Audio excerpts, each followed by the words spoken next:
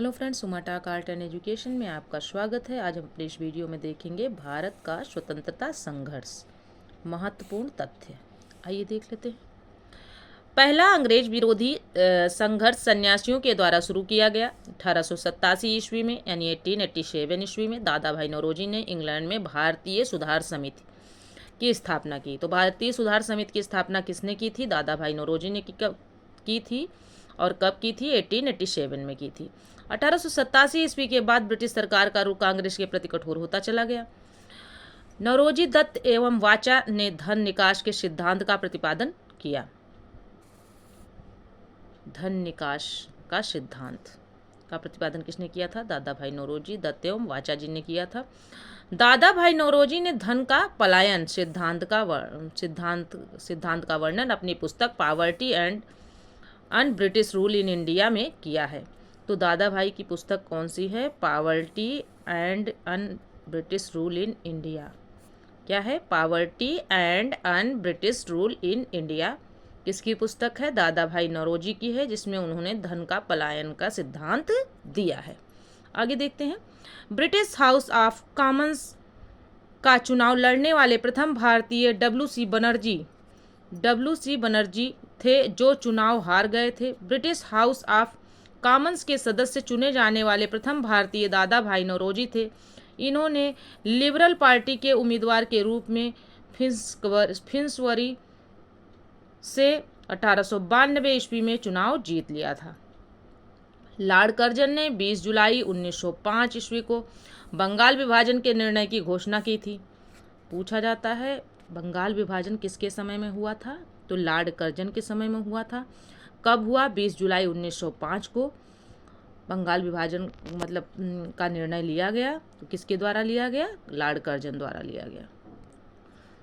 आगे देखते हैं फ्रेंड्स। बंगाल विभाजन के विरोध में 7 अगस्त 1905 को कलकत्ता के टाउन हॉल में स्वदेशी आंदोलन की घोषणा की गई। बंगाल विभाजन 16 अक्टूबर 1905 को प्रभावी हुआ। यानी वो जो 20 जुलाई को तो खाली निर्णय लिया गया था, 20 जुलाई 1905 को निर्णय लिया गया, लेकिन प्रभावी कब हुआ? 16 अक्टूबर 1905 को प्रभावी हो गया। इस दिन पूरे बंगाल में शोक दिवस मनाया गया। रविन्द्रनाथ टैगोर के आह्वान पर इस दिन को राखी दिवस के रूप में मनाया गया। स्वदेशी आंदोलन में वंदे मातरम, विभाजन नहीं चाहिए एवं बंगाल एक है आदि नारे लगाए गए स्वदेशी आंदोलन में। आगे देख लेते हैं नोटेड पॉइंट में। स्वदेशी आंदोलन का विचार सर्वप्रथम कृष्ण कुमार मित्र के पत्र संजीवनी में 1905 ईस्वी में प्रस्तुत किया गया था। आगे देख लेते हैं। आंध्र के डेल्टा इलाकों में स्वदेशी आंदोलन को वंदे मातरम आंदोलन के नाम से भी जाना जाता है। स्वदेशी आंदोलन का दिल्ली में नेतृत्व सैयद हैदर राजा, मद्रास में चिदम्बरम पिल्ले, पूना व मुंबई में तिलक ने, यानी बाल गंगाधर तिलक जो थे, पंजाब में लाला लाजपत राय ने किया। 1906 में कलकत्ता में हुए कांग्रेस के अधिवेशन की अध्यक्षता करते हुए दादा भाई नौरोजी ने पहली बार स्वराज की मांग प्रस्तुत की। स्वराज शब्द का पहली बार प्रयोग स्वामी दयानंद सरस्वती जी ने किया था। स्वदेशी आंदोलन चलाने के तरीके को लेकर ही कांग्रेस 1907 के सूरत अधिवेशन में उग्रवादी गरम दल एवं उदारवादी नरम दल नामक 2 दलों में विभाजित हो गया था।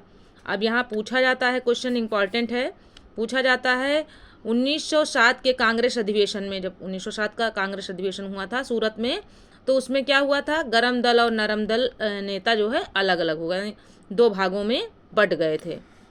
आगे देखते हैं। इस सम्मेलन की अध्यक्षता रास बिहारी बोस जी ने की थी। इस सम्मेलन की, यानी कि जो 1907 का जो सम्मेलन हुआ था, उसकी अध्यक्षता किसने की थी? रास बिहारी बोस जी ने की थी। स्वदेशी आंदोलन के अवसर पर ही रविंद्रनाथ ठाकुर ने अपना प्रसिद्ध गीत आमार सोनार बांग्ला लिखा। बाद में यही गीत बांग्लादेश का राष्ट्रीय गीत बन गया। ठीक है, तो पूछा जाता है आमार सोनार बांग्ला किसने लिखा है? रविंद्रनाथ टैगोर जी की कृति है, यानी उनका गीत है, और ये बांग्लादेश का राष्ट्रीय गीत भी है। स्वदेशी आंदोलन के प्रचार प्रसार के लिए अश्विनी कुमार दत्ता ने बारिशल में स्वदेशी बांधव समिति की स्थापना की। फ्रेंड्स, यहाँ पर कुछ टिप्पणियाँ दी गई हैं कांग्रेसी नेताओं पर, तो देख लेते हैं। कांग्रेस पर कुछ विशेष टिप्पणियाँ। डफरिन ने क्या कहा? कांग्रेस केवल सूक्ष्मदर्शी अल्पसंख्यक का प्रतिनिधित्व करती है। करजन ने क्या कहा कांग्रेस को? कांग्रेस लड़खड़ा कर गिर रही है। भारत में रहते हुए मेरी इच्छा है कि उसे शांतिपूर्वक मरने में मदद कर सकूं। अरविंद घोष ने क्या कहा? कांग्रेस क्षय रोग से मरने ही वाली है। बंकिम चंद्र चटर्जी ने क्या कहा? कांग्रेस के लोग पदों के भूखे राजनीतिज्ञ हैं। अश्विनी जी ने क्या कहा? अश्विनी कुमार दत्त ने क्या कहा? कांग्रेस का सम्मेलन 3 दिन का तमाशा है। लाला लाजपत राय ने क्या कहा था? कांग्रेस लाल डफरिन की दिमाग की उपज है। ये इंपॉर्टेंट है आपका, ये बहुत पूछा गया है, ये पूछा जाता है, ऐसे दिया रहेगा। कांग्रेस लॉर्ड डफरिन के दिमाग की उपज है, ये किसने कहा था? कांग्रेस लॉर्ड डफरिन की दिमाग की उपज है, ये किसने कहा था? तो लाला लाजपत राय ने कहा था। ये इंपॉर्टेंट है, कई बार पूछा गया है, इसलिए आपको बता दिया। बिपिन चंद्र पाल कांग्रेस याचना करने वाली संस्था है। आगे देख लेते हैं फ्रेंड्स। 1893 ईस्वी का वर्ष एक परिवर्तन बिंदु। 1893 ईस्वी में स्वामी विवेकानंद 1863 से 1902 ईस्वी अमेरिका के शिकागो नगर पहुँचे। सितंबर 1893 ईस्वी में वहाँ पर हो रहे सर्वधर्म सम्मेलन में पहले ही दिन उन्हें 2 मिनट बोलने का समय दिया गया था। जैसे ही उन्होंने अपने वक्तव्य का संबोधन अमेरिका के भाइयों और बहनों के साथ शुरू किया, तालियों की गड़गड़ाहट ने न केवल उन्हें बल्कि भारत को विश्व के सर्वोच्च देशों में लाकर खड़ा कर दिया। उन्हें तूफानी हिंदू कहा जाने लगा। किसको? स्वामी विवेकानंद जी को। तो शिखर सम्मेलन कब हुआ था? 1893 ईस्वी में, सितंबर 1893 ईस्वी में हुआ था। इसका संबोधन किसने किया था भारत की तरफ से? तो स्वामी विवेकानंद जी ने किया था। और इसी के कारण इन्हें क्या कहा जाता है? नाम पड़ा तूफानी हिंदू। इनका जो वक्तव्य था, जो भाषण था, वो बहुत अच्छा था, इसके कारण इनका नाम पड़ गया तूफानी हिंदू भी कहा गया। 1893 ईस्वी में 14 वर्ष के बाद योगी राज अरविंद घोष 1872 से 1950 ईस्वी की भारत भूमि पर वापसी हुई। 1893 ईस्वी में उन्होंने एक लेखमाला न्यू लैम्प फॉर ओल्ड प्रकाशित किया। किसने प्रकाशित किया? योगी राज अरविंद घोष जी ने। ठीक है। 16 नवंबर 1893 को एनी बेसेंट 1847 से 1933 ईस्वी भारत आईं। वे वाराणसी शहर में रहने लगीं।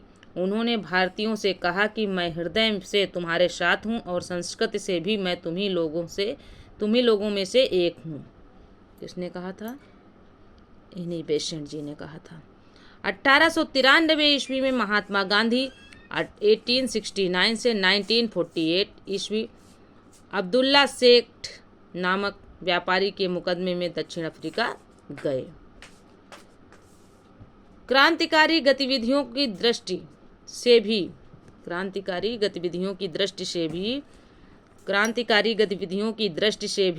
1893 ईस्वी का वर्ष महत्वपूर्ण है। नासिक में चापेकर बंधुओं ने एक गुप्त संस्था society for the removal of obstacles to the Hindu religion स्थापित की। तो friends, society for the removal of obstacles to the Hindu religion, ये किसने जो है संस्था बनाई थी? गुप्त संस्था चापेकर बंधुओं ने। ठीक है, कहाँ बनाई थी? नासिक में बनाई थी।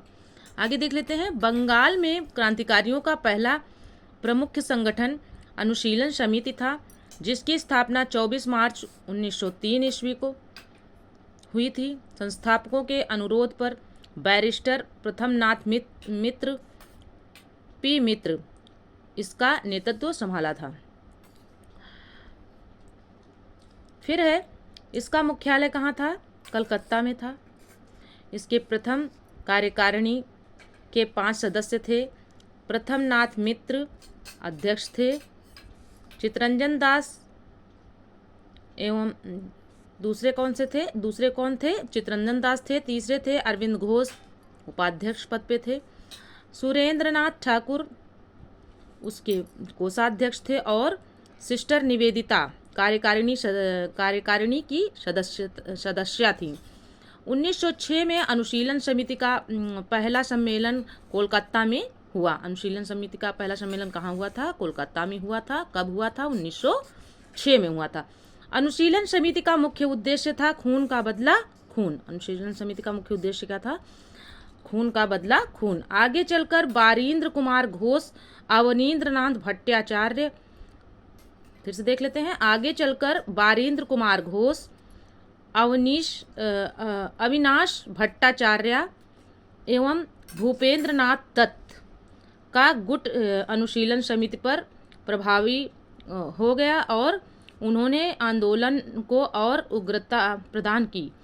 इन लोगों ने 1905 में भवानी मंदिर नामक अपनी पहली पुस्तक प्रकाशित की, जिसमें कहा गया था कि क्रांतिकारी राजनीतिक सन्यासी का जीवन तब तक बिताए जब तक स्वाधीनता प्राप्त ना हो जाए। अक्टूबर 1907, एक मिनट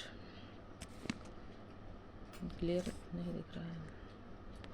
अक्टूबर 1907 में अविनाश चंद्र भट्टाचार्य द्वारा प्रकाशित वर्तमान रणनीति उनकी दूसरी पुस्तक थी। वर्तमान रणनीति इनकी दूसरी पुस्तक थी,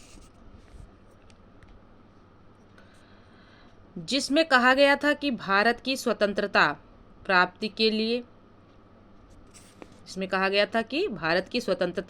के लिए फौजी शिक्षा और युद्ध आवश्यक है।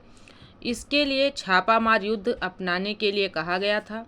अनुशीलन समिति ने हेमचंद्र दास कानूनगो को पेरिस भेजा, जिसने रूसी क्रांतिकारी निकोलस समफ्रांस्की से बम बनाना सीखा। किससे बम बनाना सीखा था? निकोलस समफ्रांस्की से बम बनाना सीखा। ये कौन था? एक रूसी क्रांतिकारी था। आगे देख लेते हैं। बारीद कुमार घोष, भूपेंद्र नाथ दत्त एवं अविनाश चंद्र भट्टाचार्य 1906 ईस्वी में युगांतर नामक साप्ताहिक पत्रिका प्रकाशित किया। युगांतर नामक साप्ताहिक पत्रिका किसने प्रकाशित किया था और कब किया था? किसने प्रकाशित किया था? बारींद्र कुमार घोष, भूपेंद्र नाथ दत्त एवं अविनाश चंद्र भट्टाचार्य ने प्रकाशित किया था। और कब किया था? 1906 में किया था। आगे देख लेते हैं। युगांतर के प्रथम संपादक भूपेंद्र नाथ दत्त को 1907 ईस्वी में 1 वर्ष की कड़ी सजा दी गई। 1908 में यह पत्र बंद कर देना पड़ा। ढाका अनुशीलन समिति की स्थापना पी मित्रा एवं पुलिन दास ने 1904 ईस्वी में ढाका में की थी। फिर से देख लेते हैं। ढाका अनुशीलन समिति की स्थापना किसने की थी? पी मित्रा ने की थी एवं पुलिन दास ने की थी। 1904 में की थी। 1904 में की, ढाका में की। ढाका में इसकी लगभग 50 शाखाएं थीं। आगे देख लेते हैं। 11 दिसंबर 1908 को अनुशीलन समिति गैर कानूनी घोषित कर दी गई। प्रफुल्ल चाकी और खुदीराम बोस ने 30 अप्रैल 1908 को मुजफ्फर के जज किंग्सफोर्ड की हत्या का प्रयत्न किया। गलती से बम कनेडी की गाड़ी पर गिरा दिया गया, जिससे दो महिलाओं पिंगले की पत्नी एवं बेटी की मृत्यु हो गई। चाकी ने आत्महत्या कर ली और खुदीराम बोस को लगभग 18 वर्षों की अवस्था में 11 अगस्त 1908 ईस्वी को फांसी दे दी गई। खुदीराम बोस बंगाल के क्रांतिकारियों के युगांतर दल के सक्रिय सदस्य थे। युगांतर दल के नेता बारींद्र कुमार घोष थे। युगांतर दल के नेता कौन थे? बारींद्र कुमार घोष थे। तो फ्रेंड्स, खुदीराम बोस के बारे में कुछ जान लेते हैं। इनका जन्म 1889 ईस्वी में यानी 1889 में हुआ। ग्राम कहाँ पैदा हुए थे? हबीबपुर जिला मिदनापुर, पश्चिम बंगाल में हुए थे। पकड़ने वाली पुलिस फतेह सिंह एवं शिव प्रसाद मिश्रा थे, यानी इनको ये पुलिस पकड़ के ले गई थी, फतेह सिंह और शिव प्रसाद मिश्रा। खुदीराम बोस के मुकदमे में जज कौन थे? कर्ण डफ। सरकारी वकील मानुक व विनोद मजूमदार। खुदीराम बोस की ओर से वकील कालिदास बोस। फांसी की तारीख 11 अगस्त 1908। एक हाथ में गीता लेकर खुदीराम बोस फांसी के तख्ते पर जा खड़े हुए। अलीपुर षड्यंत्र केस। 18 मई 1908 को कलकत्ता के अलीपुर अदालत में 31 व्यक्तियों को अवैध शस्त्र रखने के कारण पेश किया गया। इन व्यक्तियों को अवैध शस्त्र रखने के कारण गिरफ्तार किया गया था। आगे देख लेते हैं।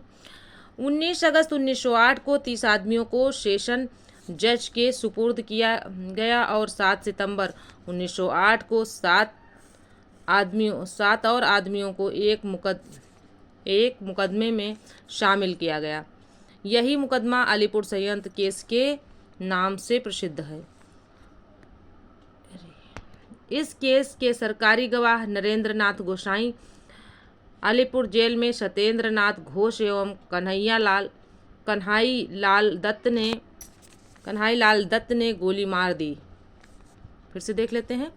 इस केस के सरकारी गवाह नरेंद्र नाथ गोसाई को अलीपुर जेल में सत्येंद्र नाथ घोष एवं कन्हाई लाल दत्त ने गोली मार दी थी। इसके लिए दोनों को फांसी की सजा दी गई। बारिंद्र कुमार घोष, उल्लासकर दत्त, हेमचंद्र दास और उपेंद्र नाथ बनर्जी को आजीवन कालापानी की सजा मिली। बाकी लोगों को 10 वर्ष, 7 वर्ष एवं 5 वर्ष की सजा दी गई। इस मुकदमे में अरविंद घोष छोड़ दिए गए। तब इन्होंने क्रांतिकारी क्रियाकलापों से अलग होकर पांडिचेरी में अपना आश्रम और विलय स्थापित किया। तो जो अरविंद घोष जी थे ये एक क्रांतिकारी थे, ठीक है। अरविंद घोष एक पहले क्रांतिकारी थे, बाद में जो है इन्होंने पांडिचेरी में अपना एक आश्रम खोला जिसका नाम था ओरविले। ओरविले नामक आश्रम की स्थापना किसने की थी? तो अरविंद घोष जी ने की थी। ये पूछा जाता है, इम्पॉर्टेंट क्वेश्चन है, ठीक है, इम्पॉर्टेंट है। ओरविले आश्रम की स्थापना किसने की थी? तो वो थे अरविंद घोष, और अरविंद घोष पहले एक क्रांतिकारी थे, ठीक है। महाराष्ट्र में विनायक दामोदर सावरकर ने 1904 ईस्वी में अभिनव भारत नामक संस्था स्थापित की। अभिनव भारत संगठन के सदस्य PN वापट बम बनाने की कला सीखने के लिए पेरिस गए। विनायक दामोदर सावरकर के बड़े भाई गणेश सावरकर ने देशभक्ति से पूर्ण कुछ कविताओं की रचनाएं की थी, जिस कारण नासिक के जज जैक्सन ने उन पर राजद्रोह का आरोप लगाकर 8 जून 1909 को आजीवन निर्वासन का दंड दिया। इस सजा को सर्वथा अनुचित मानकर अभिनव भारत ने जैक्सन से बदला लेने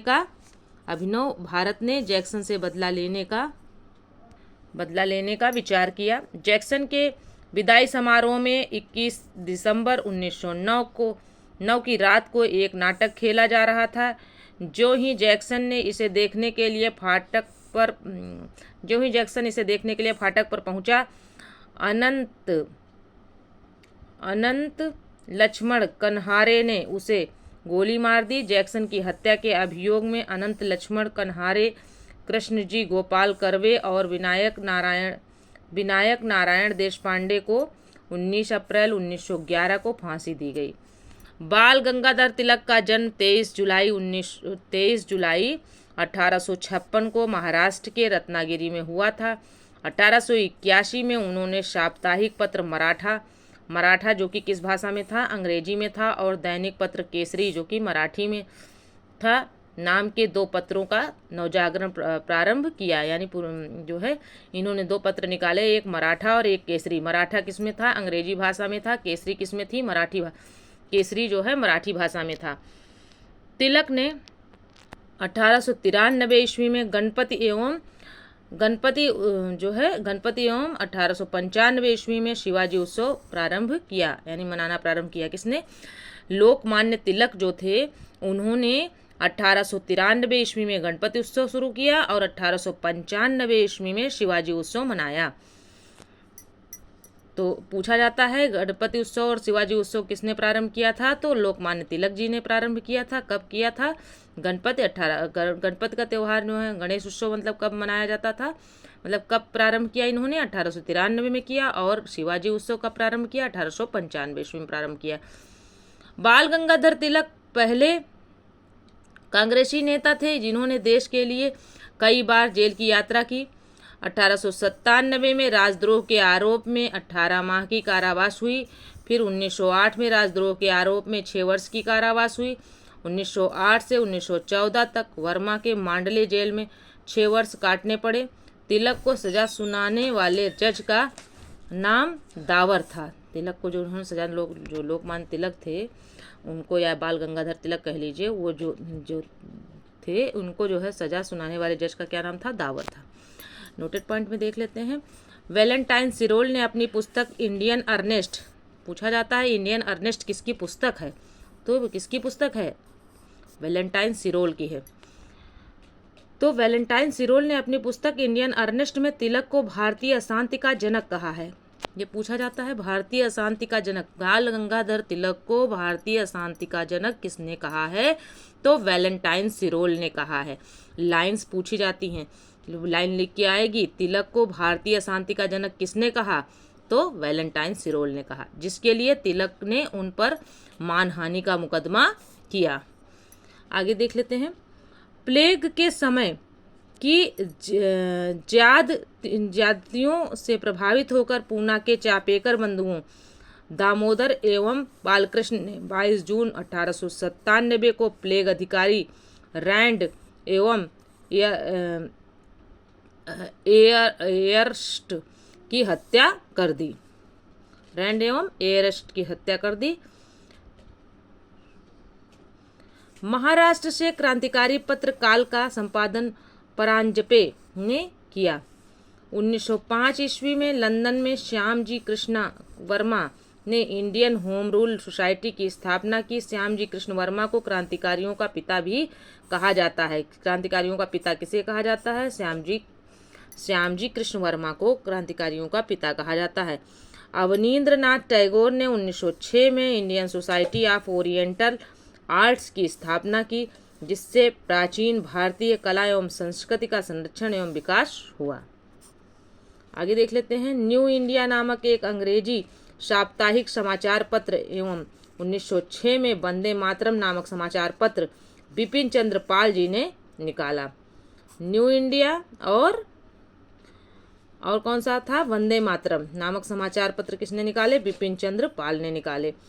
30 दिसंबर 1906 ईस्वी को ढाका के नवाब सलीमुल्लाह खां के निमंत्रण पर सम्मेलन हुआ। नवाब वकारुल मुल्क इसके अध्यक्ष थे। इसी सम्मेलन में अखिल भारतीय मुस्लिम लीग का उदय हुआ, जिसका मुख्यालय लखनऊ में है। लीग का संविधान 1907 ईस्वी में कराची में बना और इस संविधान के अनुसार प्रथम अधिवेशन 1908 ईस्वी में अमृतसर में हुआ, जिसकी अध्यक्षता सैयद इमाम ने की थी। 1908 के अधिवेशन की अध्यक्षता किसने की थी? सैयद इमाम ने की थी। इसी अधिवेशन में आगा खां को मुस्लिम लीग का अध्यक्ष बनाया गया। यानी 1908 के अधिवेशन में ही जो है आगा खां को मुस्लिम लीग का अध्यक्ष बनाया गया। इसी अधिवेशन में मुसलमानों के लिए अलग से निर्वाचन मंडल की मांग की गई, जिसको 1909 में पार्लियामेंटो सुधार में मान लिया गया। मुस्लिम लीग ने बंगाल विभाजन का समर्थन किया। 1908 में मुस्लिम लीग की एक शाखा लंदन में खोली गई, जिसे सैयद अमीर अली ने स्थापित किया था। आगे देख लेते हैं। भीकाजी रुस्तम कामा, फीका जी रुस्तम कामा कौन थे देख लेते हैं। भारतीय मूल की फ्रांसीसी नागरिक थी जो जर्मनी के स्टुटगार्ड शहर में 22 अगस्त 1907 को आयोजित 7वीं अंतर्राष्ट्रीय कांग्रेस में तिरंगा फहराने के लिए जानी जाती हैं। यह विदेशी धरती पर राष्ट्रीय ध्वज फहराने वाली पहली घटना है। इनके माता पिता पारसी थे। इन्होंने दादा भाई नौरोजी के निजी सचिव के रूप में भी काम किया था। 1 जुलाई 1909 को मदन लाल ढींगरा ने विलियम कर्जन वाइली को गोली मारकर हत्या कर दी। 16 अगस्त 1909 ईस्वी को मदन लाल ढींगरा को मृत्युदंड दिया गया। 21 दिसंबर 1909 को अनंत कान्हरे ने जैक्सन को गोली मार दी। जैक्सन को गोली किसने मारी थी? अनंत कान्हरे ने मारी थी। और कब मारी थी? 21 दिसंबर 1909 को। वायसराय लॉर्ड हार्डिंग ने 1911 ईस्वी में दिल्ली में भव्य दरबार का आयोजन इंग्लैंड के सम्राट जॉर्ज पंचम एवं मेरी के स्वागत में किया। इस दरबार में निम्न घोषणाएं हुई। बंगाल विभाजन को रद्द किया गया। बंगाली भाषा क्षेत्रों को मिलाकर अलग एक प्रांत बनाया गया। बिहार एक अलग राज्य बना जिसमें उड़ीसा भी शामिल था। राजधानी को कलकत्ता से दिल्ली स्थानांतरित करने की घोषणा की गई और 1 अप्रैल 1912 ईस्वी में दिल्ली भारत की राजधानी बनी। दिल्ली भारत की राजधानी कब बनी थी? 1 अप्रैल 1912 में बनी। और बिहार एक अलग राज्य बनेगा जिसमें उड़ीसा भी शामिल रहेगा।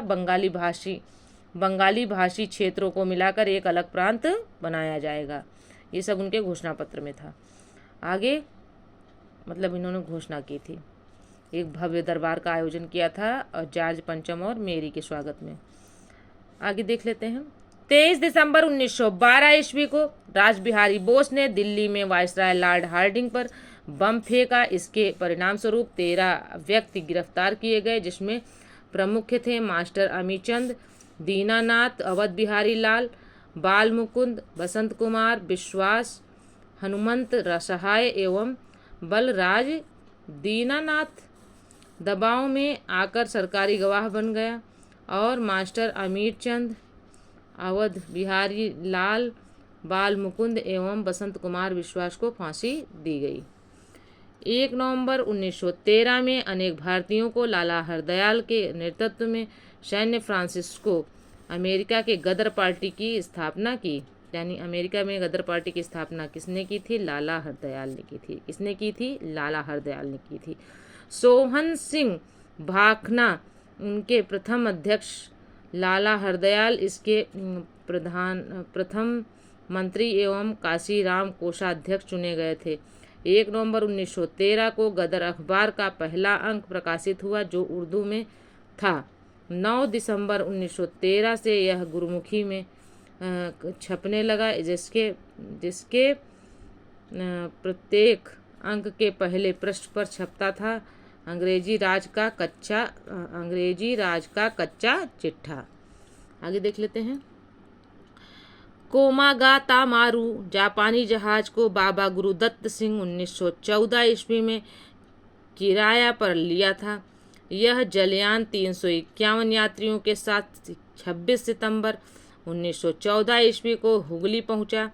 बजबज नामक बंदरगाह, कौन सा बंदरगाह था? बजबज नामक बंदरगाह पर जहाज पहुंचने पर तलाशी हुई और संघर्ष हुआ। 18 यात्री मार दिए गए और लगभग 25 यात्री घायल हुए। सर्वेंट ऑफ इंडिया सोसाइटी के सदस्य हृदयनाथ कुंजरू ने इलाहाबाद प्रयागराज में सेवा समिति की स्थापना की थी।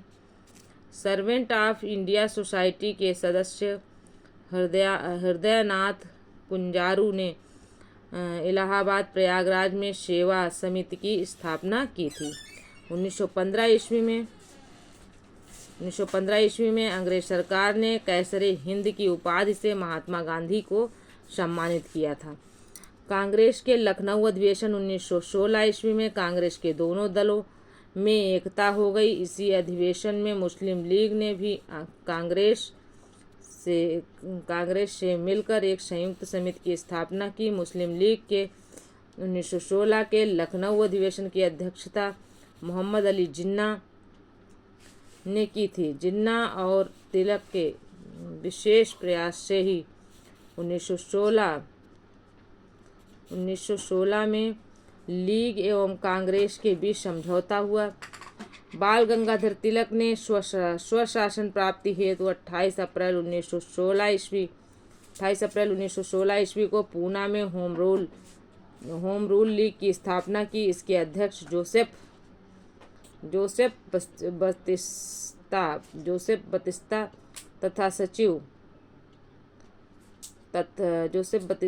तथा सचिव N.C. केलकर थे। तिलक ने अपने अखबार मराठा अंग्रेजी भाषा में केसरी मराठी के माध्यम से होम रूल लीग का प्रचार प्रसार किया। एनी बेसेंट ने सितंबर 1916 ईस्वी में अड्यार यानी मद्रास में होम रूल लीग की स्थापना की। जॉर्ज